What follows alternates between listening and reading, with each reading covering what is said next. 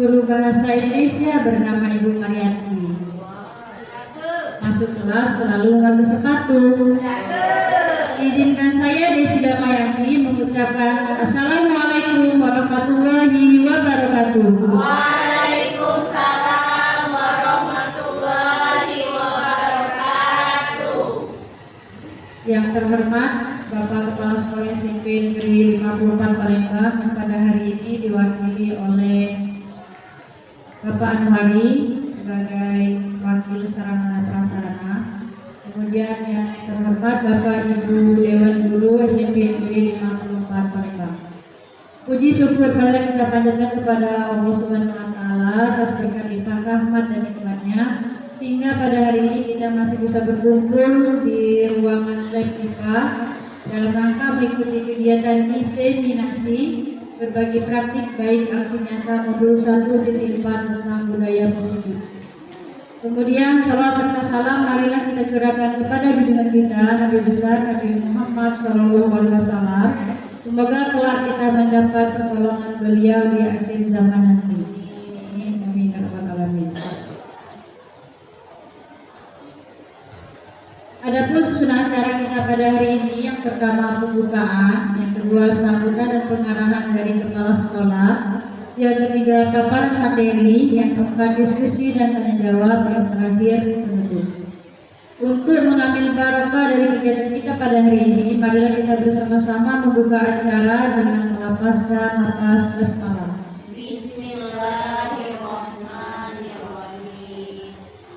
Acara selanjutnya yaitu sambutan dan pengarahan dari kepala sekolah yang pada hari ini akan diwakili oleh Bapak Anwari.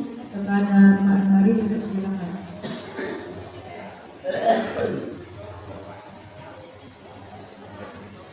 Assalamualaikum warahmatullahi wabarakatuh. Alhamdulillahirabbil alamin wassalatu wassalamu ala asyrofil anbiya'i wal mursalin wa ala alihi ajma'in.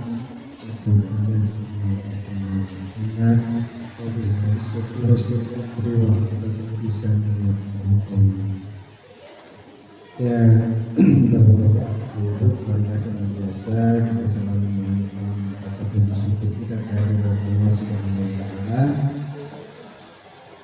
agar kiranya semua kegiatan kita selalu dalam berkah ridho dan hidayahnya. Harus kita sadari dan kita tidak lepas dari rahmat maupun hidayah Allah Subhanahu wa taala. Terutama kita dapat berkumpul pada hari ini, kita diberikan kesehatan. Kalau kita tidak sehat, tidak mungkin kita dapat mengikuti kegiatan yang diadakan oleh Desi Damayanti dalam program CGP angkatan 11. Selanjutnya salawat serta salam kita berikan kepada kita Nabi besar Muhammad sallallahu alaihi wasallam serta keluarga sahabat-sahabatnya, insyaallah syafaat beliau nanti sampai pada kita semua. Amin ya rabbal alamin. Bapak Ibu yang kami hormati, acara ini adalah acara diskusi praktik baik modul ke-14 dari calon guru bergerak di SMP Negeri 54 Palembang. Jadi apa-apa yang akan disampaikan oleh Bu Des di dalam paparan materinya yang mudah-mudahan nanti akan tertular atau dapat diikuti oleh Bapak dan Ibu guru yang nantinya tetap akan mengikuti calon guru penggerak atau nantinya jadi guru penggerak.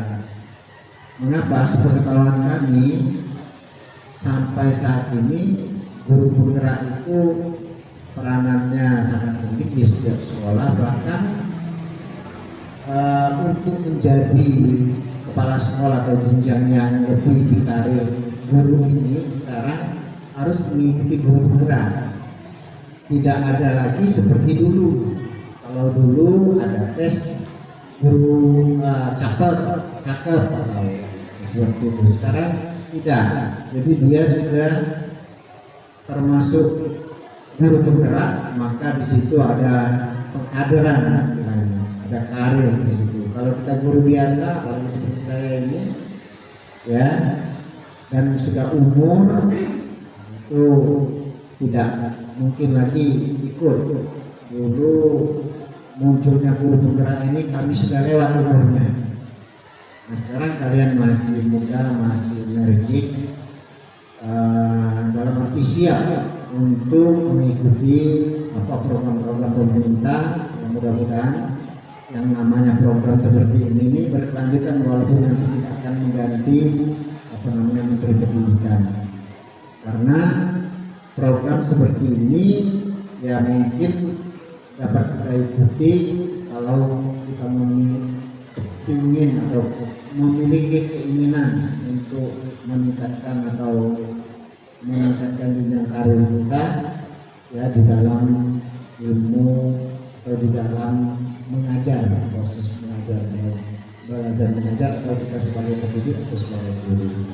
So, kalau dulu harus ada pengalaman misalnya sebagai wakil dulu, setelah sebagai wakil nanti baru bisa tes untuk jadi kepala sekolah. Kalau sekarang tidak, jadi dari guru penggerak itulah.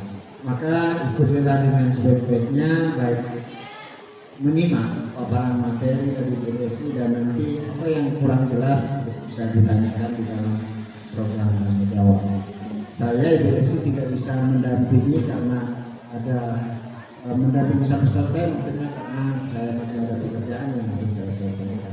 Itu saja barangkali, mudah-mudahan apa yang dilakukan atau dilaksanakan oleh BSI ini dapat memperlancar jalan BSI sebagai guru penggerak. Selanjutnya mungkin kami menyampaikan kepala sekolah tidak dapat mendampingi, makanya kami mewakili untuk memberikan sambutan pada hari ini. Terima kasih atas perhatiannya.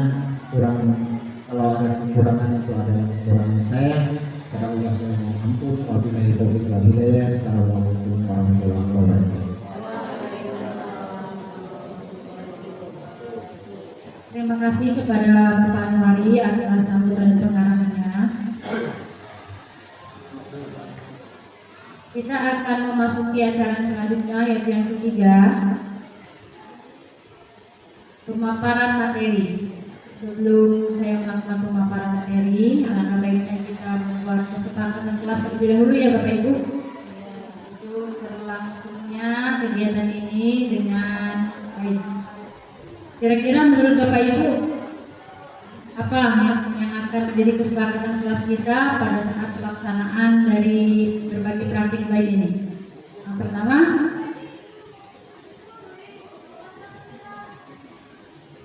berdoa sebelum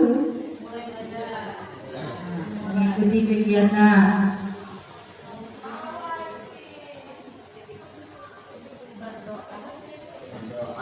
Sebelum mulai kegiatan. Apalagi Bapak Ibu, menyimak dengan tertib. Oke. Yang biasa kita buat di kelas. Bapak Ibu pastinya membuatkan kesepakatan kelas kan? Ya.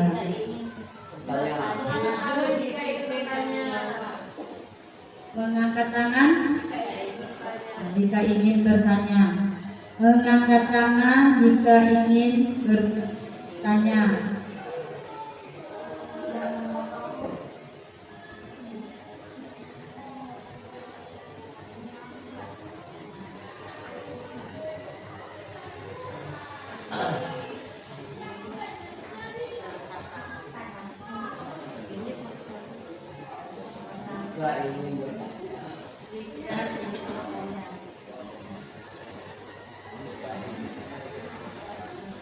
Apalagi dari Bapak Ibu?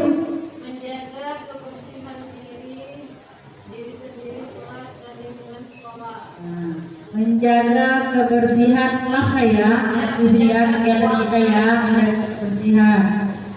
Sampai menjaga kebersihan dari Ibu Tina. Kemudian apa? Berpartisipasi aktif ya, berpartisipasi aktif dalam kegiatan. Berbicara yang sopan dan baik. Apalagi Bapak Ibu? Cukup? Cukup ya? Oh, yang ketiga, mengantar.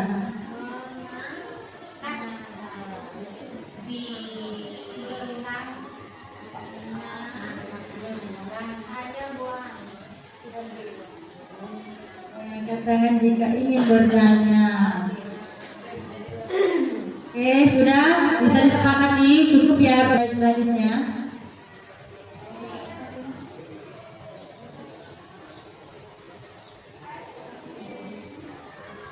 Jadi pada hari ini saya akan berbagi praktik baik tentang modul 1.4 budaya positif yang sudah saya pelajari selama mengikuti program guru penggerak. Modul 1.4 ini tentang budaya positif. Adapun bagian dari budaya positif itu terdiri dari yang pertama perubahan paradigma positif, yang kedua disiplin positif, nilai-nilai kebajikan, kebutuhan dasar manusia, motivasi perilaku manusia, posisi kontrol guru, keyakinan kelas, serta segitiga restitusi. Pembelajaran paradigma baru. Pembelajaran dengan paradigma baru merupakan pembelajaran yang dirancang berdasarkan prinsip pembelajaran berdiferensiasi, sehingga peserta didik belajar sesuai kebutuhannya berdasarkan tahap perkembangan sesuai teori psikologi modern untuk mewujudkan profil pelajar Pancasila. Jadi tentunya Bapak Ibu guru sudah tidak asing dengan kata berdiferensiasi. Apa itu berdiferensiasi? Ada yang ingin berpendapat? Ya. Jadi berdiferensiasi itu adalah pembelajaran yang berpihak pada murid. Itu semua Bapak Ibu guru tahu bahwa pembelajaran yang berusaha memenuhi kebutuhan murid berdasarkan ada yang mungkin gaya belajarnya, ya, ada yang mungkin berdasarkan minatnya, kemampuannya, potensi yang dimiliki, ataupun berdasarkan kesiapan belajar murid itu sendiri. Sesuai dengan kurikulum Merdeka ya, kurikulum Merdeka. Jadi memberikan kesempatan kepada murid untuk mengembangkan potensi yang dimiliki. Lanjut. Sekarang perubahan paradigma belajar. Kalau dulu yang pertama pendidikan itu berpusat pada guru, tapi kalau sekarang pendidikan itu berpusat pada murid. Itulah kenapa pembelajaran berdiferensiasi itu bahwa pembelajaran berpihak dan berpusat pada murid. Jadi dari murid untuk murid. Kalau dulunya teacher center, kalau sekarang sudah menjadi student center. Ya. Jadi kemudian yang kedua menuntut murid untuk bisa. Kalau dulu ya, pokoknya anak itu harus bisa. Tapi kalau sekarang menuntut murid untuk mencapai tujuan belajar itu sendiri.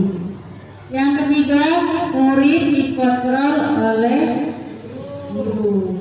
Kalau sekarang murid mengontrol dirinya sendiri. Ya. Kemudian penerapan hukuman pada pelanggaran. Yang keempat, menyamaratakan murid. Kalau sekarang menyadari setiap murid itu unik ya. Jadi setiap murid itu memiliki kemampuannya masing-masing, memiliki karakter yang berbeda, ya unik. Kemudian yang kelima, penerapan hukuman pada pelanggaran. Kalau sekarang penerapan posisi kontrol dan restitusi. Mungkin ini sudah tidak asing juga ya, karena ketika di PMM pun ini ya sudah ada. Kemudian yang keenam, pembelajaran yang monoton. Kalau sekarang pembelajarannya beragam dan menyenangkan. Kemudian berfokus pada penyelesaian materi. Kalau sekarang berfokus pada makna belajar. Kalau dulu mungkin pokoknya minggu ini materi itu harus habis, atau semester ini materi itu harus habis. Kalau sekarang berfokus pada makna belajar itu sendiri. Kira-kira pembelajaran itu bermakna atau tidak bagi murid. Murid itu harus paham gitu dan juga mengerti apa pembelajaran yang diberikan oleh bapak ibu gurunya. Yang terakhir, kurang memperhatikan kebutuhan murid. Kalau sekarang tadi berpihak pada murid itu berarti guru itu berusaha memenuhi kebutuhan muridnya. Ya, dari yang gaya belajarnya tadi, minat murid, kemudian kesiapan belajar murid itu sendiri. Selanjutnya yaitu tentang disiplin positif. Disiplin berasal dari kata disiplina, artinya belajar. Disiplin mengacu pada disiplin diri yang memiliki tanggung jawab terhadap apa yang dilakukannya berdasarkan nilai-nilai yang diyakini. Kemudian, disiplin positif merupakan salah satu cara penerapan disiplin yang bertujuan untuk menumbuhkan kesadaran serta memberdayakan peserta didik tanpa imbalan, penghargaan, reward, ancaman atau hukuman. Kemudian, sebagai pendidik, tujuan kita adalah menciptakan peserta didik yang memiliki disiplin diri sehingga mereka berperilaku mengacu kepada nilai-nilai kebajikan universal dan memiliki motivasi intrinsik dalam perubahan perilaku ke arah yang lebih baik. Jadi disiplin positif ada kata-kata imbalan atau penghargaan, ada juga ancaman atau hukuman. Jadi, budaya positif sekolah ialah nilai-nilai, keyakinan-keyakinan, dan kebiasaan-kebiasaan sekolah yang berpihak pada murid, agar murid dapat berkembang menjadi pribadi yang kritis, penuh hormat, dan bertanggung jawab. Kemudian, nilai-nilai kebajikan. Nilai-nilai yang disepakati bersama lepas dari suku bangsa, agama, bahasa, maupun latar belakangnya. Contoh nilai kebajikan suatu institusi atau organisasi. Yang pertama, profil belajar Pancasila. Seperti kita ketahui ya bahwa dunia pendidikan terkait dengan profil belajar Pancasila yaitu beriman dan bertakwa kepada Tuhan Yang Maha Esa dan berakhlak mulia, berkebinekaan global, gotong royong, mandiri, kreatif, dan bernalar kritis. Kemudian Ibu Primary Years Program bisa juga mungkin digunakan untuk institusi atau organisasi lainnya. Adanya nilai toleransi, rasa hormat, integritas, mandiri, menghargai, antusias, empati, keingintahuan, kreativitas, kerjasama, percaya diri, dan komitmen. Kemudian keterampilan hidup atau life skill, dapat dipercaya, lurus hati, pendekar yang aktif, tidak merendahkan orang lain, dan memberi yang terbaik dari diri. Sekarang kebutuhan dasar manusia. Kebutuhan manusia adalah segala sesuatu yang dibutuhkan oleh manusia untuk mempertahankan keseimbangan kondisi fisiologis dan psikologis yang bertujuan untuk mempertahankan kehidupan dan juga kesehatan. Kemudian ada 5 kebutuhan dasar dari manusia itu sendiri. Yang pertama, bertahan hidup, survival. Contohnya seperti makanan, pakaian, tempat tinggal, keamanan, dan juga kesehatan. Kemudian kasih sayang dan rasa ingin diterima. Rasa diterima, dipedulikan, berbagi, kerjasama, menjadi bagian dalam kelompok. Kemudian penguasaan, harga diri, keinginan untuk dianggap, memimpin, berprestasi, diakui, dan didengar. Yang keempat, kebebasan, mandiri, memiliki pilihan, mencoba hal baru, mampu mengendalikan arah dirinya. Dan yang terakhir adalah kesenangan, bermain, humor, antusiasme, dan juga tertawa. Sekarang motivasi perilaku manusia. Motivasi perilaku manusia itu terdiri dari 3. Yang pertama, untuk menghindari ketidaknyamanan atau hukuman, untuk mendapatkan imbalan atau penghargaan dari orang lain, kemudian untuk menjadi orang yang mereka inginkan dan menghargai diri sendiri dengan nilai-nilai yang mereka percaya. Sekarang kita ada contoh kasus. IPA kurang menguasai mata pelajaran matematika, sehingga pada saat mata pelajaran matematika berlangsung, dia lebih banyak berdiam diri atau menggambar di buku pelajarannya. Pada saat guru matematikanya, Pak Seno, menanyakan pertanyaan IPA menjadi gugup dan tak sengaja menjatuhkan tasnya dari kursi, serta tiba-tiba menjadi gagap pada saat berupaya menjawab. Seluruh kelas pun tertawa melihat perilaku IPA yang bicara tergagap dan terkejut tersebut. Pak Seno pada saat itu membiarkan teman-teman IPA menertawakan IPA yang tergagap dan malu luar biasa, dan malahan meminta IPA untuk maju ke depan dan berdiri di depan kelas sambil menunjuk hidungnya karena tidak bisa menjawab pertanyaan Pak Seno. Kelas makin gaduh dan anak-anak pun tertawa melihat IPA di depan kelas memegang ujung hidungnya. Ada pertanyaan, apakah Anda setuju dengan tindakan Pak Seno terhadap IPA? Kenapa? Anda bisa berpendapat?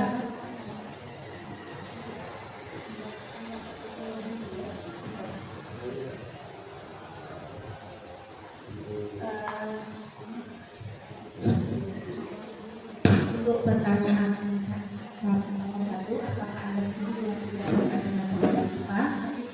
Jawab pertama yaitu tidak setuju. Mengapa?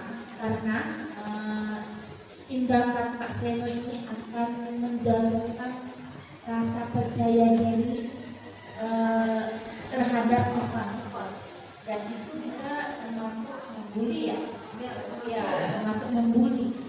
Itu tadi. Mungkin ada dari Bapak Ibu lain yang berpendapat sama.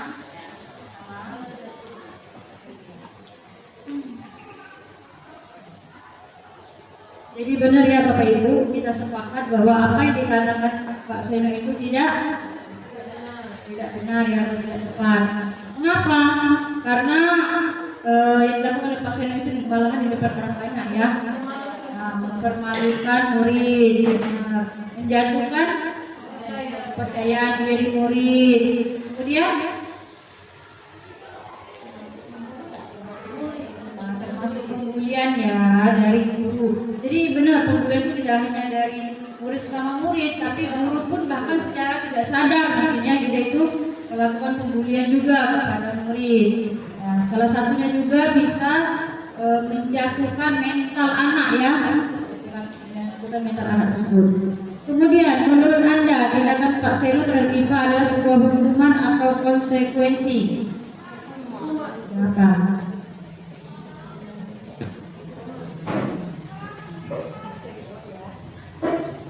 Baiklah, saya mencoba menjawab.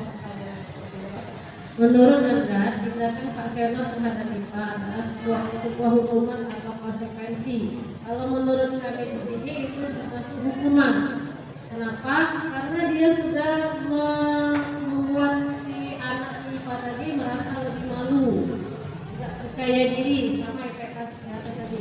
Jadi itu termasuk hukuman bagi si anak si IPA tadi, karena dia merasa sudah dipermalukan sekelas, jadi rasa malu itu termasuk hukuman. Dari Bapak Ibu yang lain mungkin ada yang ingin berpendapat yang konsekuensi. Tambahan saja, pendapat saya Sofi itu termasuk sebuah hukuman. Kenapa? Karena tidak menimbulkan pembelajaran anaknya sendiri. Nah, kalau konsekuensi kan biasanya mereka tahu letak salahnya, konsekuensi. Nah, kalau itu menunjuk jari ke hidung, itu bukan konsekuensi dari dia tidak bisa menjawab soal. Ada lagi mungkin yang lain yang ingin berpendapat? Yang mungkin bapak-bapak ingin mewakili dari bapak-bapak sama-sama. Silakan. Oke, jadi Bapak Ibu guru kita sependapat bahwa hal tersebut adalah hukuman. Ya, jadi benar ya bahwa apa yang dilakukan oleh Pak Seno itu adalah sebuah hukuman. Ya, lebih berbentuk kepada fisik itu ya sebenarnya. Kita lanjut. Sekarang kita bedakan nih apa yang menjadi hukuman, apa itu konsekuensi dan juga restitusi. Hukuman tersebut tidak terencana atau tiba-tiba. Kemudian murid tidak tahu apa yang akan terjadi atau tidak dilibatkan. Bersifat satu arah, kemudian berupa hukuman fisik atau psikis. Sekarang konsekuensi. Terencana atau disepakati sesuai peraturan. Murid tetap dibuat tidak nyaman jika guru selalu memonitor murid. Sekarang restitusi. Proses menciptakan kondisi bagi murid untuk memperbaiki kesalahan. Kemudian proses kolaboratif yang mengajarkan murid untuk mencari solusi dari masalahnya itu sendiri. Sekarang kita kembali lagi kepada kasus Pak Seno tadi. Kasus Pak Seno tadi kan hukuman ya. Jadi dilakukan oleh Pak Seno tadi juga tidak tepat ya. Sekarang kalau ibu bapak berada di posisi Pak Seno sebelum memberikan hukuman tadi bahwa hukuman tadi tidak tepat, apa yang akan bapak ibu lakukan sebagai ya di posisi Pak Seno?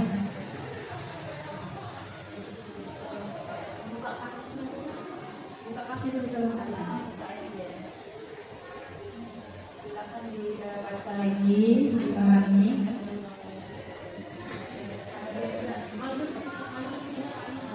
Pakai minggu ya. Kan ada hukuman, konsekuensi, restitusi. Jadi yang menurut konsekuensi ya. Ya. Kalau saya sebagai guru, kalau memang sudah membuat kesepakatan, saya akan memanggil si IPA ini, menanyakan kepada IPA kenapa dia tidak membawa buku pelajarannya.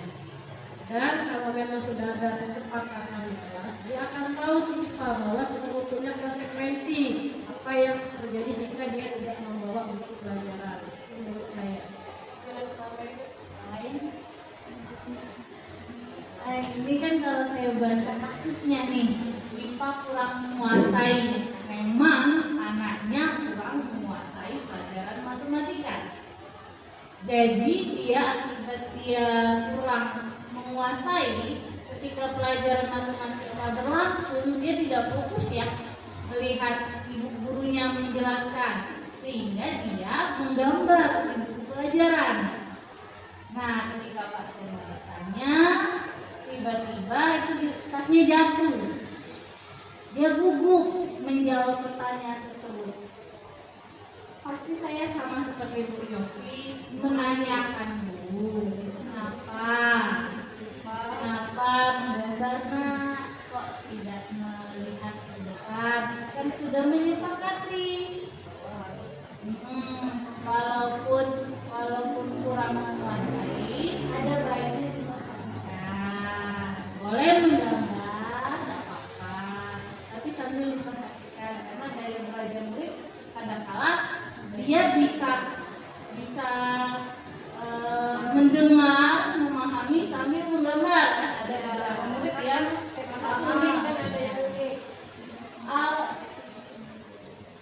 selanjutnya mungkin akan diberikan bukan konsekuensi atau restitusi ya.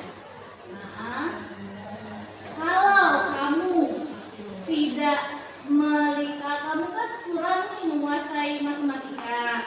Kalau ibu menjelaskan kamu tidak melihat atau mendengarkan dengan baik, kira-kira akan menguasai atau tambah tidak menguasai? Bukannya dia. Nanti dia akan jawab apa, terus nanti memberi arahan yang bagusnya kamu lihat ibu nanti di rumah diulangi lagi, atau kalau tidak ada yang masih ada yang kurang mengerti, boleh ketemu ibu mentor. Bagaimana yang lain, Bapak Ibu? Yang ingin berpendapat?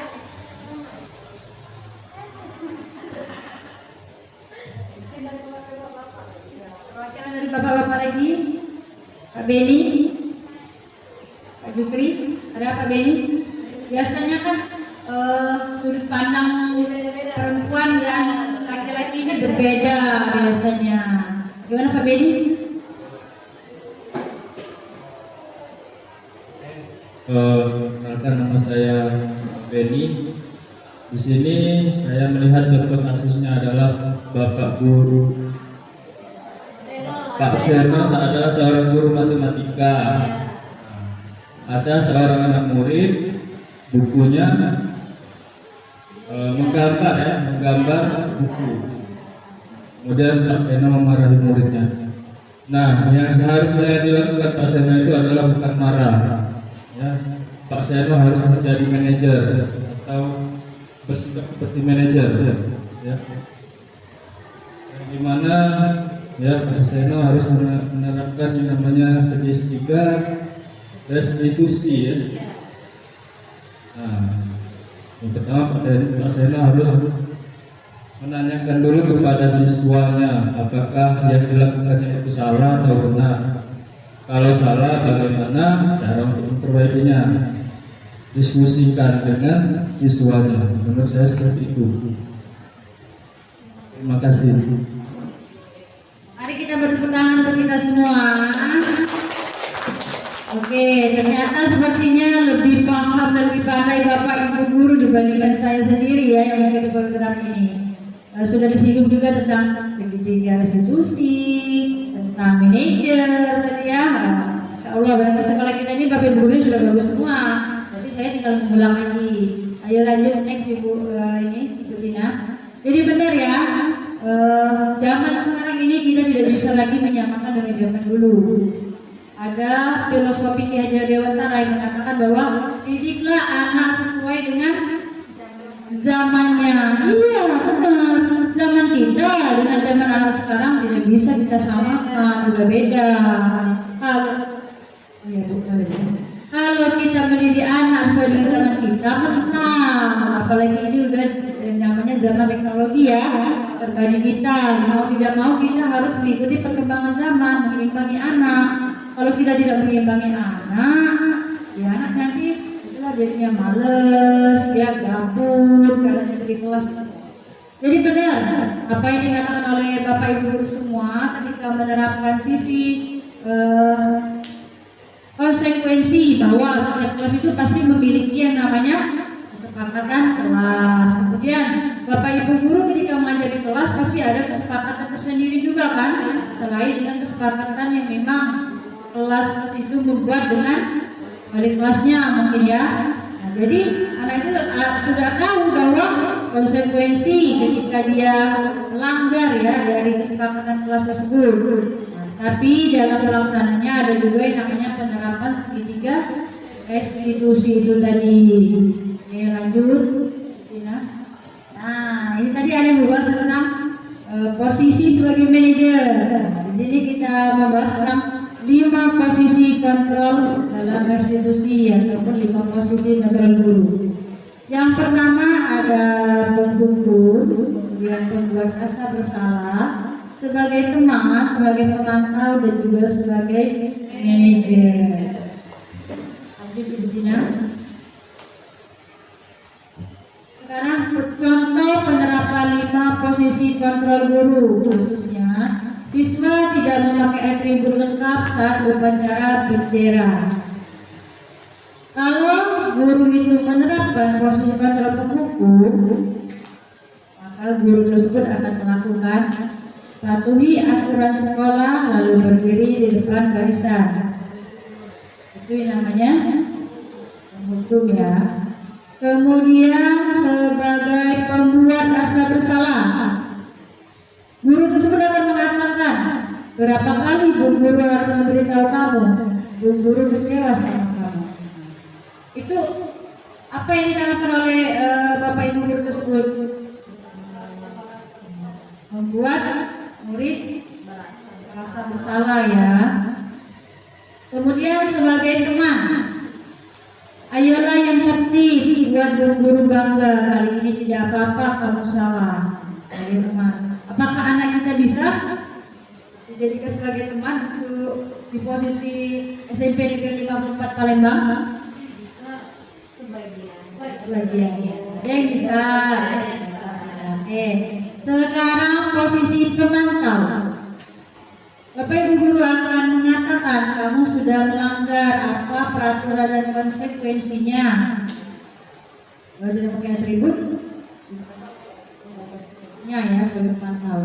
Sebagai manajer, apakah kamu tahu kesalahanmu?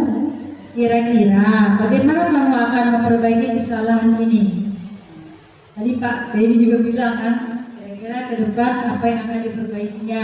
Jadi manajer ini ada kata ciri khasnya bahwa akan memperbaiki ke depan atau tidak kalau harus di manajer. Ini juga kita bisa menerapkan dengan anak di rumah ya. Jadi itu. Sekarang lanjut, silakan. Sekarang konsep disiplin melalui pendekatan restitusi, sebuah cara menanamkan disiplin positif pada murid. Pengertian restitusi, proses menciptakan kondisi bagi murid untuk memperbaiki kesalahan mereka sehingga mereka bisa kembali pada kelompok mereka dengan karakter yang lebih kuat. Itu kalau restitusi. Sedangkan kalau hukuman tadi, ya anak tuh merasa semakin down ya dengan hukuman tersebut. Begitu juga dengan konsekuensi. Kalau yang mungkin timbul sadar dari dalam dirinya, dia akan mengikuti konsekuensi tersebut. Nah, tapi kalau restitusi ini dia penjelasannya bahwa anak bisa kembali pada kelompok mereka dengan karakter yang lebih kuat, lebih baik dari biasanya. Kemudian ciri-ciri restitusi. Restitusi itu bukan untuk menebus kesalahan, namun untuk belajar dari kesalahan, seperti yang dikatakan oleh Ibu Erli tadi. Kemudian memperbaiki hubungan. Kalau selama ini mungkin hubungan kalau kita menerapkan sebagai posisi pemukul, karena itu hanya satu arah ya, rasanya kita sebagai guru ini buruk ya, kita di mata siswa kita. Tapi kalau dari segi tiga resolusi itu memperbaiki hubungan. Kemudian ada yang namanya tawaran, bukan paksaan. Kalau yang sifatnya memaksa itu apa? Iman ya. Oke. Kemudian restitusi penuntun untuk melihat ke dalam diri sendiri. Jadi yang namanya restitusi ini ada motivasi intrinsik dari dalam diri anak itu sendiri untuk menemukan kesadaran atas apa yang dia lakukan atau kesalahan yang dia lakukan. Kemudian restitusi mencari kebutuhan dasar yang mendasari tindakan. Jadi setiap anak itu memiliki pribadi yang unik. Setiap anak itu juga melakukan suatu kesalahan, pasti ada sesuatu yang dalam dirinya tidak terpenuhi. Itulah yang namanya kebutuhan dasar tadi yang mencoba untuk dipenuhinya. Apa saja kebutuhan dasar manusia tadi Bapak Ibu? Apa? Kasih sayang yang diterima. Kemudian bertahan hidup, survival tadi. Kemudian apa?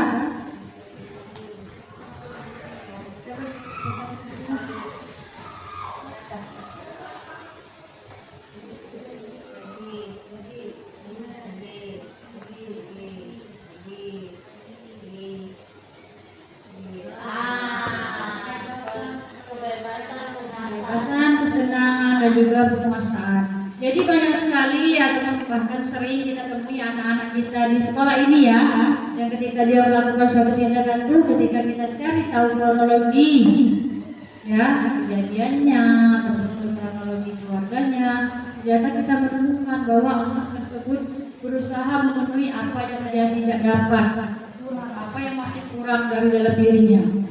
Paling banyak di sekolah kita apa? Ya, kurang kasih sayang dan kasih ya, kurang kebebasan. Kenapa sekolah kita?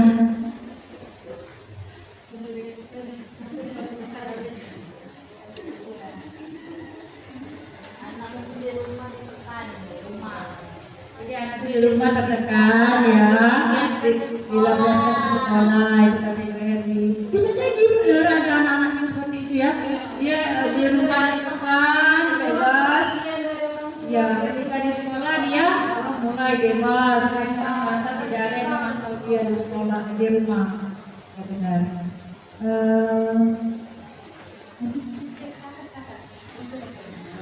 Kemudian restitusi diri adalah cara yang paling baik, ya benar. Restitusi ini cara yang paling baik.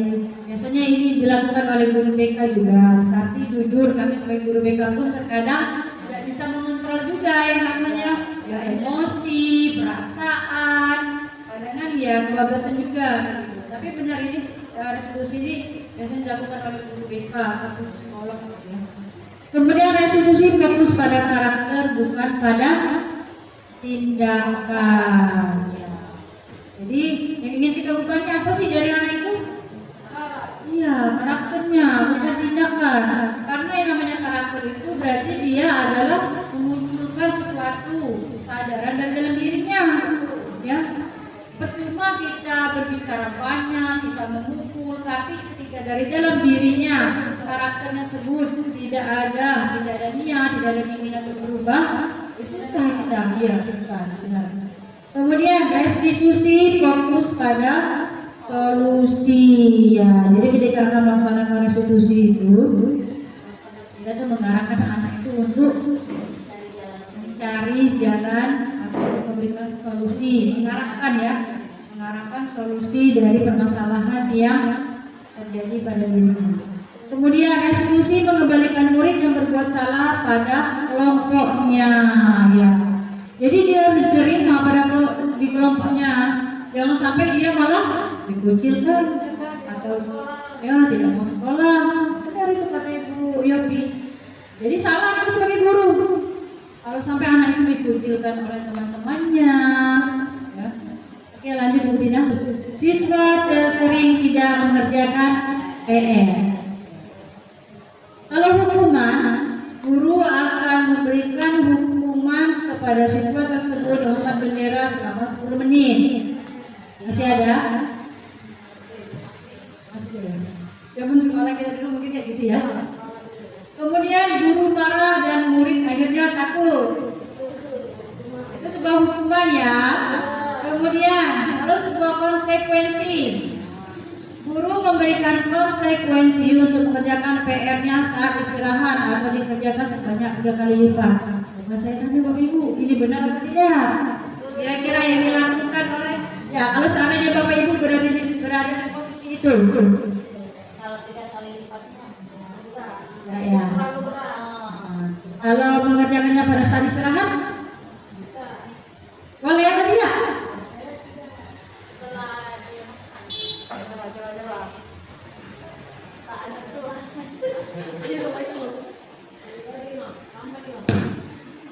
Ya mungkin saya yang kemarin sekarang nggak lagi Ya. semester kemarin pakai yang konsekuensi. Jadi kalau dia tidak mengerjakan PR, ya udah saya tunggu dia mengerjakan. Saya kumpul dia lakukan. Saat itu aja saat pulang. Karena PR biasa yang saya buat tidak banyak atau tentang soal. Jadi memang saya tunggu. Rupanya ini enggak ya, bukan begitu. Karena itu letaknya bukan di restitusi, jadi di konsekuensi. Yang lain Bapak Ibu, selain Ibu Heri, ada lagi? Tidak ada PR. Sudah selesai di sekolah ya? Selesai di sekolah ya?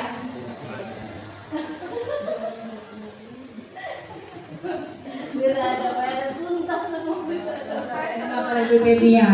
Jadi benar ya, masih ada mungkin beberapa guru yang ketika ya, anak tidak mengerjakan PR dia melakukan hukuman, ada yang berada di posisi memberikan konsekuensi juga ada.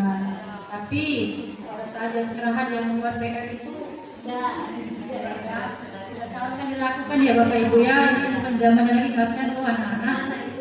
Ya, istirahat juga. Kemudian apalagi memberikan banyak 3 kali lipat. Tambah banyak lagi. Tambah malas orangnya Bu ya. Jadi itu bukan malah tindakan ya, bukan berubah karakter. Kemudian guru tegas dan siswa menghormati peraturan. Itu tuh tegas atau takut sebenarnya? Ya. Atau segan? Takut ya. Sekarang coba kita lihat yang proses resolusi. Guru menanyakan keyakinan kelas atau dirinya dan membantu siswa menyelesaikan masalahnya. Kemudian guru terbuka dan siswa menghormati dirinya dan orang lain. Sekarang saya mau tanya, adakah yang bisa memberikan contoh guru menanyakan keyakinan kelas atau dirinya dan membantu siswa menyelesaikan masalahnya? Berikan contoh kalimatnya. Ini Bu, bismillah. Tidak mengerjakan PR. Nanti, Bu Tina, Bu Marianti, Bu Femi. Kalimatnya hari ini, misalnya Pak Bir ini tidak mengerjakan PR. Dalam penerapan sendiri dia resolusi, kalimat apa yang mungkin Bapak Ibu akan sampaikan kepada Pak Bir, kepada Bu Femi?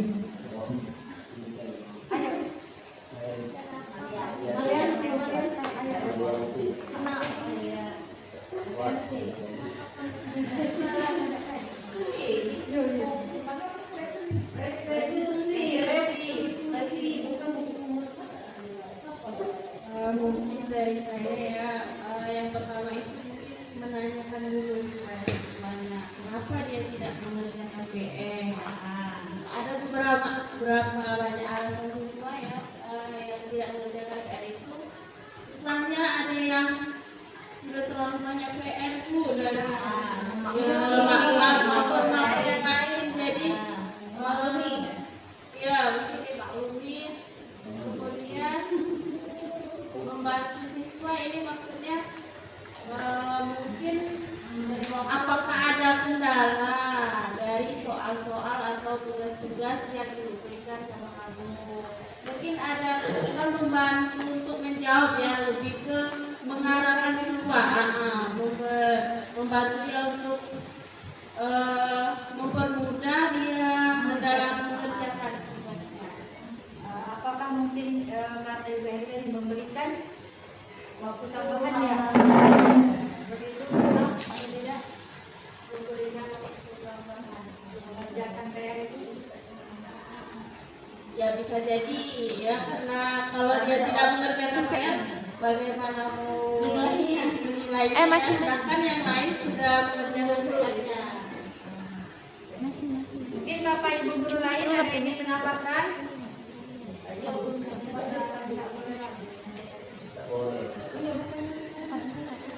Memang tidak boleh pakai sedikit karena ada beberapa tidak ini selesai. PR itu bukan PR, tapi memang tidak selesai. Jadi itu sebenarnya bukan PR ya, pekerjaan rumah, tapi pekerjaan di sekolah yang tidak diselesaikan. Tapi ada anak yang sudah selesai kan? Ada Ya. Kemudian ketika alasan anak-anak itu, Bu, banyak tugas juga Bu dari guru kapal lain. Ya, sering terjadi ya. Sebenarnya bisa-bisa anak tersebut memiliki waktu ya, kira-kira ya, bisa kita arahkan kepada anak. Ya. Ada namanya tugas itu kan satu minggu ini minggu depan kan? Iya. Ada jangka waktu beberapa hari untuk menyelesaikan hal tersebut. Jadi kembali lagi kepada keinginan, niat dan kemauan anak itu sendiri. Oke Bapak Ibu guru, untuk mengembalikan semangat kita ya mengikuti kegiatan ini, mari kita sama-sama melakukan ice breaking. Ayo berdiri.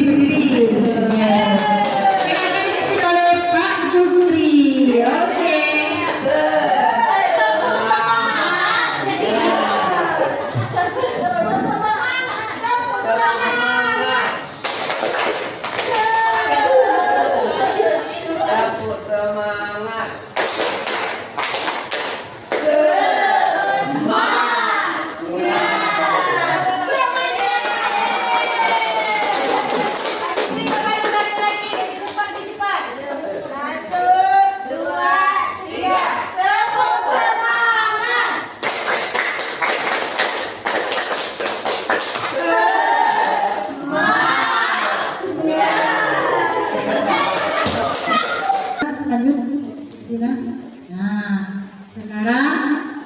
Mungkin Bapak Ibu setelah kita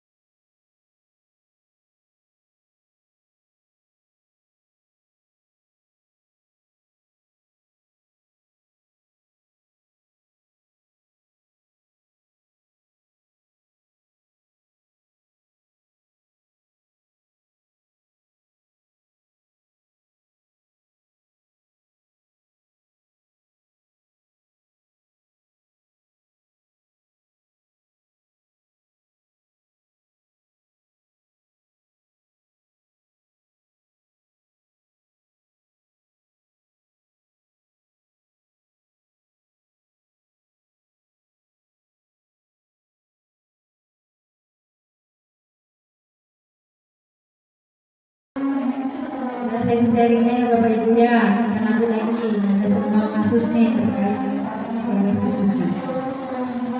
Guru matematika dan wali peserta di Busantri sakit sehingga tidak dapat masuk dan mengajar. Akhirnya dicarikan guru pengganti Ibu Eni. Ibu Eni baru 2 tahun menjadi guru SMP. Beberapa murid perempuan Bibi dan Natali mengetahui hal ini dan mulai menggunakan kesempatan dan bersikap seenaknya, tertawa dan tidak meninggalkan kehadiran Ibu Eni. Ibu Eni mencoba menyapa Bibi dan Natali dengan ramah sambil mengingatkan mereka untuk tetap fokus pada pengerjaan tugas. Ayolah tugasnya dikerjakan, nanti ibu ditegur Bapak Kepala Sekolah kalau kalian tidak mengerjakan tugas. Tolong bantu ibu ya.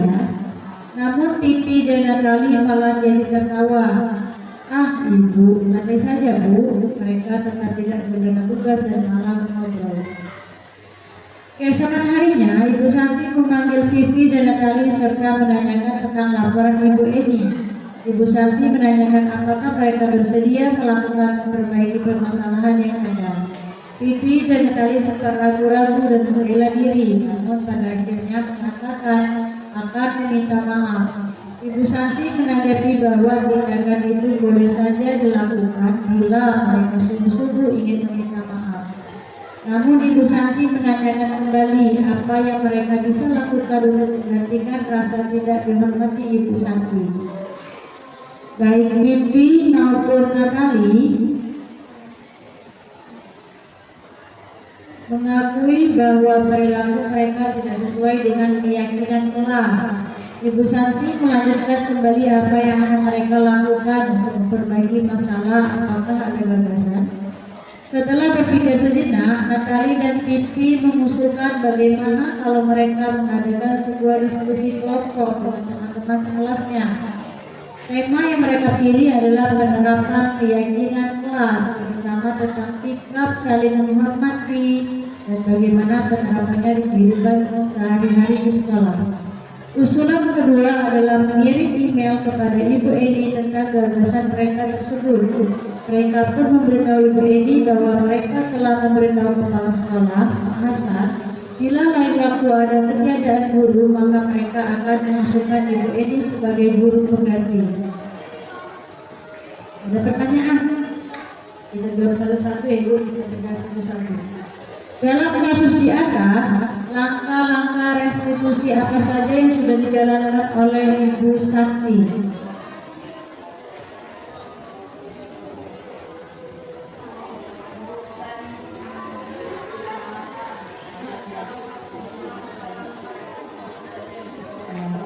Jadi tahapan restitusi ada 3 ya, stabilkan identitas,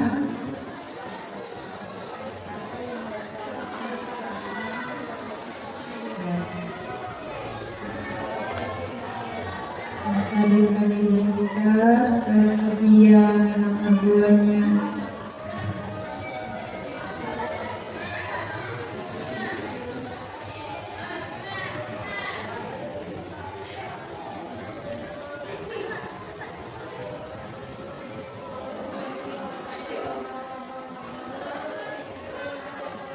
validasi tindakan yang salah dan menanyakan keyakinan. Jadi tahapan restitusi ada 3, stabilkan identitas, validasi tindakan yang salah, serta menanyakan keyakinan. Coba kita lihat dari pertanyaan tadi. Dari wacana tadi, dari saya. Apakah ada Ibu menstabilkan identitasnya di dalam cerita ini?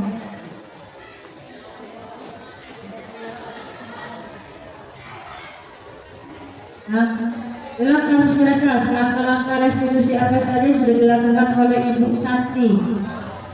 Adakah posisi menstabilkan identitasnya?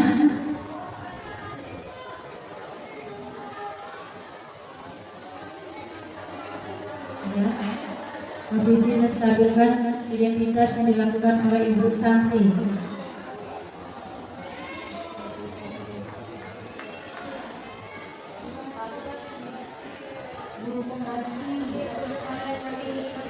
Ibu Santi itu kan wali kelas, Ibu Eni guru pengganti, bukannya ini wali kelasnya.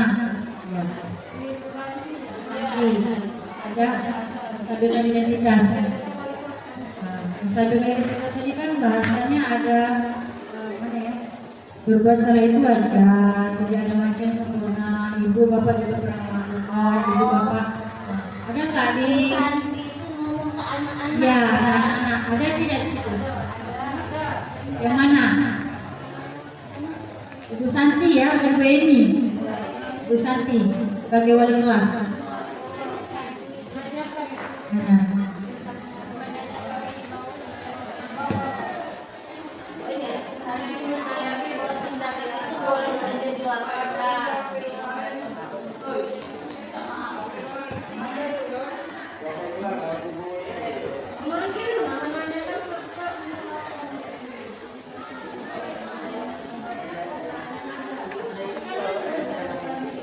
Bu Santi menanyakan apakah mereka bersedia melakukan memperbaiki kesalahan yang ada. Iya. Yang itu ya. Itu bisa sebagai identitas ya. Atau yang mana Ibu Marianti?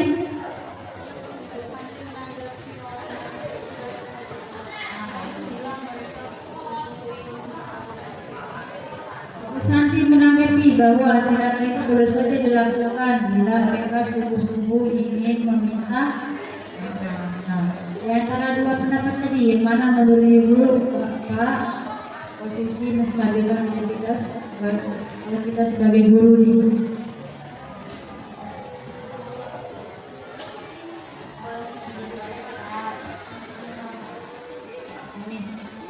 Buat cara itu aja, tidak manusia yang sempurna, Bapak Ibu juga pernah melakukan itu, nggak merasa begitu. Yang mana? Dua-duanya maksudnya? Maksud semua ya. Karena kita meminta anak agar terbuka ya kepada kita. Kemudian posisi yang nomor 2-nya, validasi tindakan yang salah. Kamu pasti punya alasan mengapa melakukan itu, ya. Padahal kamu bisa melakukannya lebih buruk, atau kamu patut bangga atau kamu melakukannya karena mempertahankan sesuatu yang penting bagi kamu. Kira-kira dalam kasus ini ada tidak Bapak Ibu? Validasi tindakan yang salah.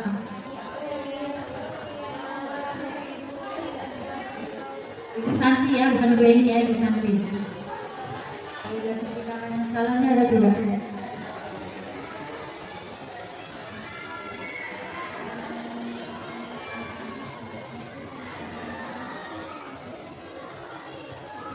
Validasi tindakan yang salah.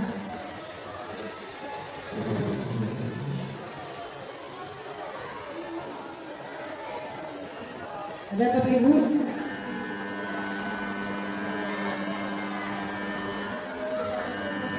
Pipi dan tali sempat ragu-ragu membela diri karena mengatakan akan. Berarti secara tidak tertulis di situ, Ibu Santi sebenarnya sudah melakukan kan, nampaknya validasi tindakan salah. Akhirnya Pipi dan tali mengakui, ya. Awal dia mungkin membela diri, tapi sebenarnya dia. Kemudian yang terakhir menanyakan keyakinan. Ada tidak posisi di situ Ibu? Mana? Mana Ibu? Oh, apa yang mereka bisa lakukan menggantikan rasa tidak hormat Ibu Santi? Baik Pipi maupun Tali mengakui bahwa perilaku mereka tidak sesuai dengan keyakinan Allah. Kita bicara tersirat ya. Kita lanjut ke ya Bapak Ibu.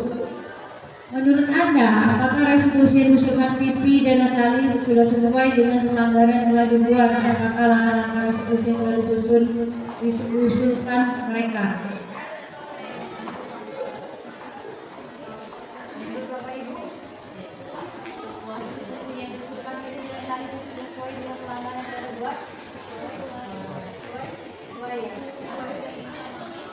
Apa yang akan mereka lakukan?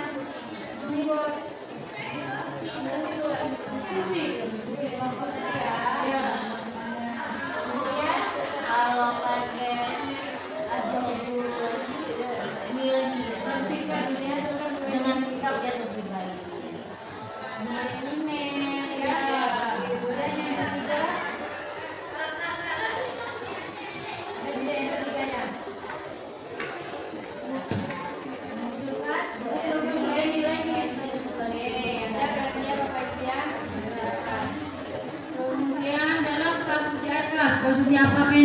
diambil oleh Ibu Eni dalam menangani pipi dalam hal ini. Jelaskan jawaban Anda. Ibu Eni ya. Posisi Ibu Eni bukan Ibu Santi. Ibu Eni. Ibu Eni. Posisi sebagai teman ya. Dari kata-kata apanya?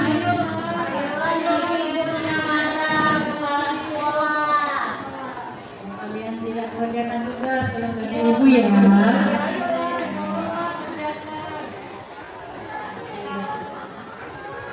Jawabannya tadi sebagai teman. Alasannya apa? Jawabannya menjelaskan jawabannya. Alasannya apa?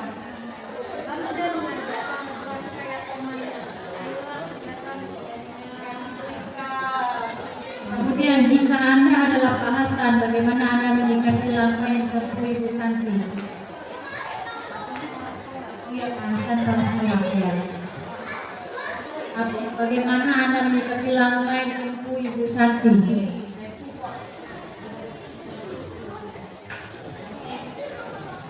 Apa?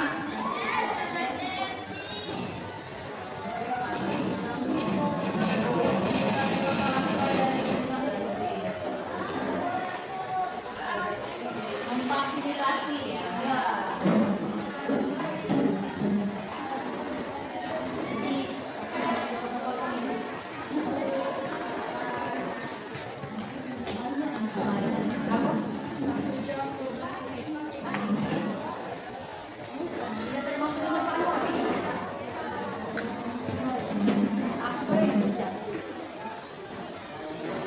Sekarang kita lanjut ya Bapak Ibu.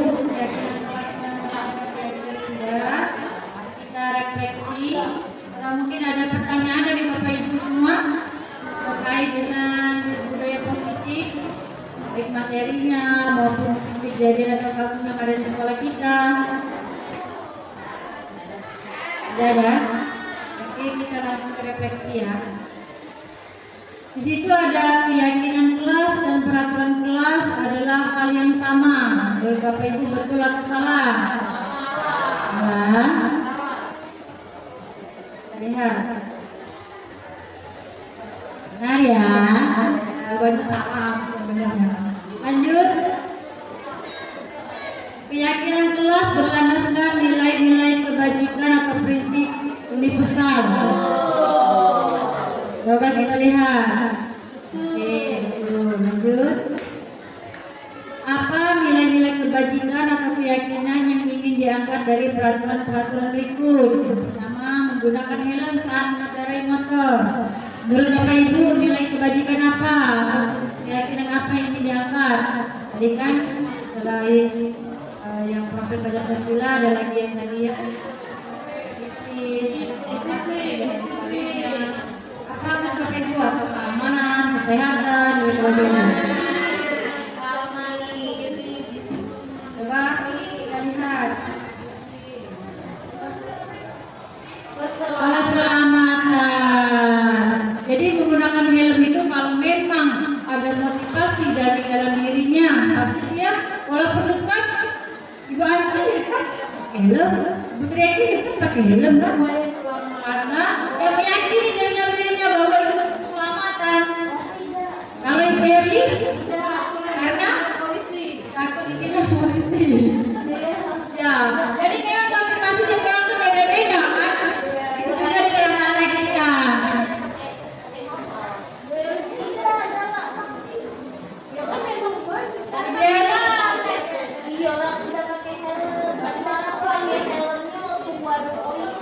Ya, benar. Berarti itu karena takut polisinya. Ya. Oke, kita lanjut. Membuang sampah pada tempatnya. Nah, nilai kebajikan atau keyakinan apa yang diangkat dari peraturan tersebut? Menurut Bapak Ibu, kesehatan. Kemudian apa lagi? Kebersihan. Apa lagi? Kedisiplinan. Apa lagi? Ayo mari kita lihat nilai apa? Kebersihan. Ya. Kemudian yang nomor 3, dilarang menggunakan kata-kata kasar. Karena apa?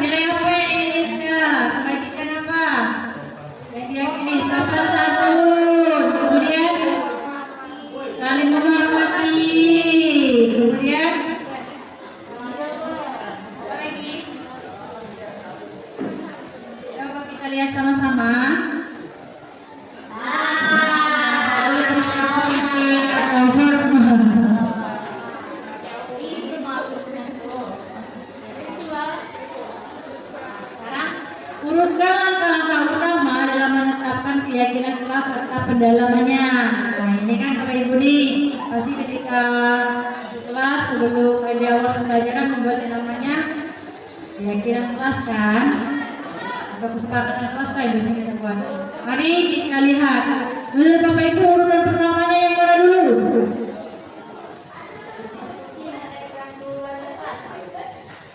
Berdiskusi yang mana?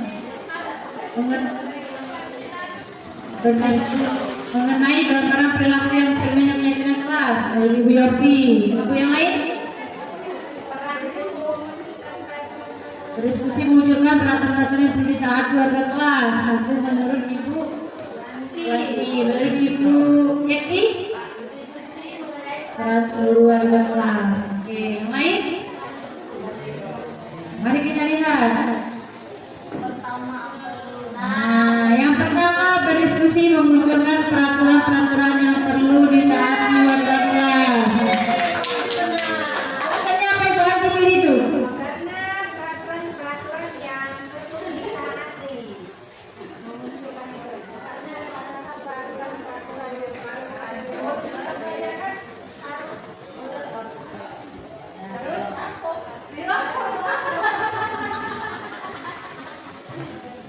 Oke, yang nomor 2 kira-kira apa Bapak Ibu?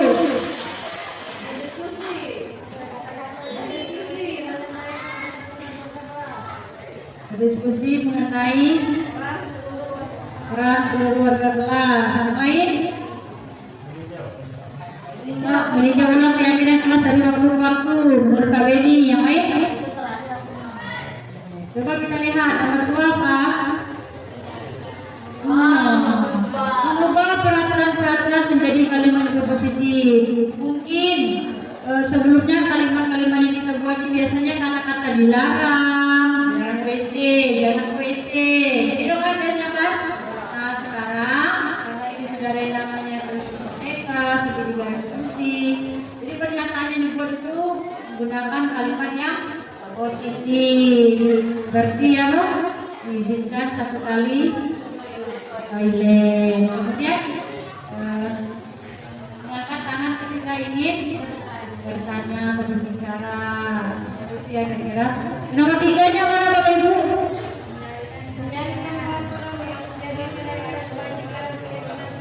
Berarti sama semua nomor 3-nya.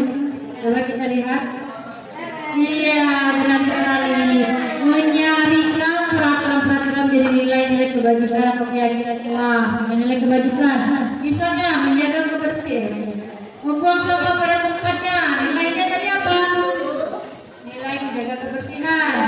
Kemudian mendengarkan ketika orang lain berbicara. Nilai apa yang ditanamkan? Sopan santun. Nah, saling menghormati, benar. Kemudian apa lagi kesepakatan yang biasa dibuat?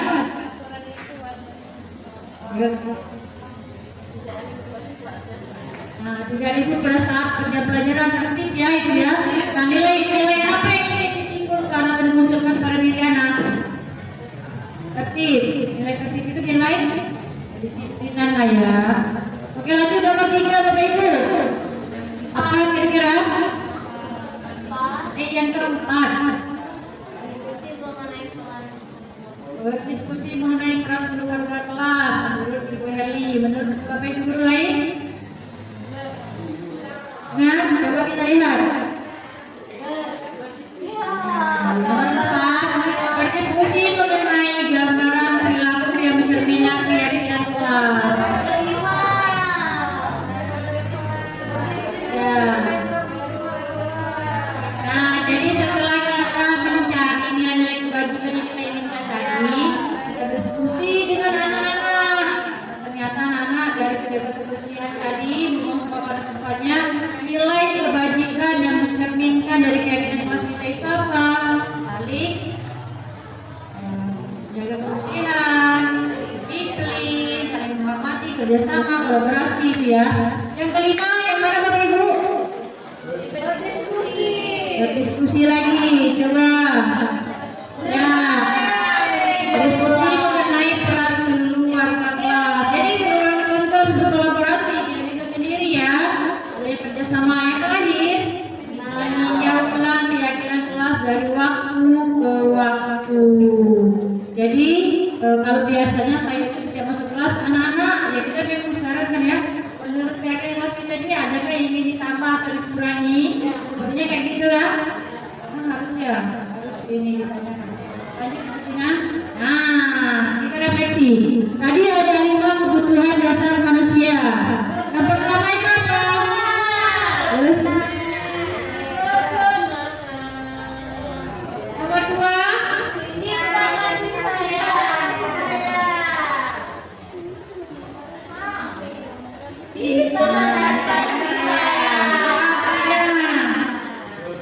nomor 3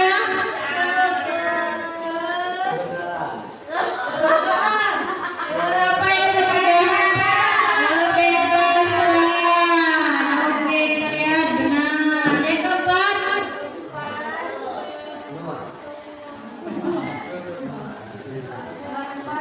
keempat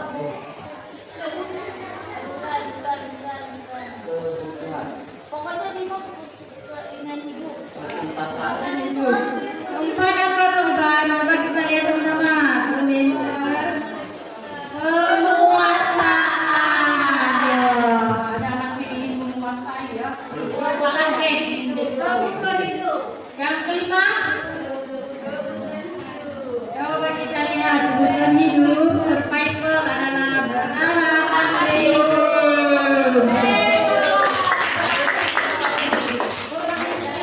Nah, jadi kesenangan tadi adalah kebutuhan untuk merasa senang. Yang nomor 2, kebutuhan untuk diterima, memberi dan menerima kasih sayang dari yang berkoneksi. Kemudian kebebasan, kebutuhan akan pilihan, kemandirian dan juga otonomi. Penguasaan, kebutuhan pendapat atas kemampuan, prestasi dan diakui, serta bertahan hidup, kebutuhan fisiologis, rasa lapar, dan lain serta psikologis, rasa aman.